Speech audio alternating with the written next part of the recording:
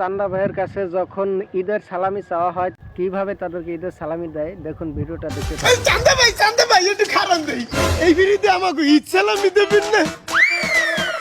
তোগো যুগে তোরা তো শত শতটা সালামি পাও, কিন্তু আমার যুগে ছোটকালে আমার 2টার বেশি কেউ সালামি দেয় নাই। কিন্তু আমার আব্বার বন্ধু একদিন আমারে 100টা সালামি দিয়েছে।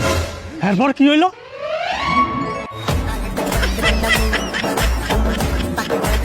এই নাও 100টা। আলে থলবো না, একটু টাকা দিতে ভাবা দেয়। বকরি একটু টাকা দিতে এটা ভাবা দেয়। লো খেলনা কিনি।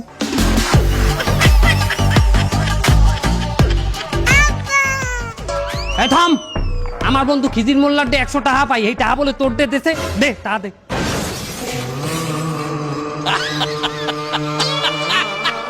এরপর কি হইলে? আমার পিছে আমার পিঠটা জাগাই দেখ।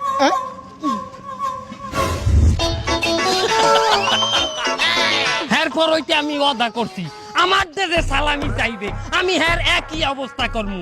সালামি নিবি?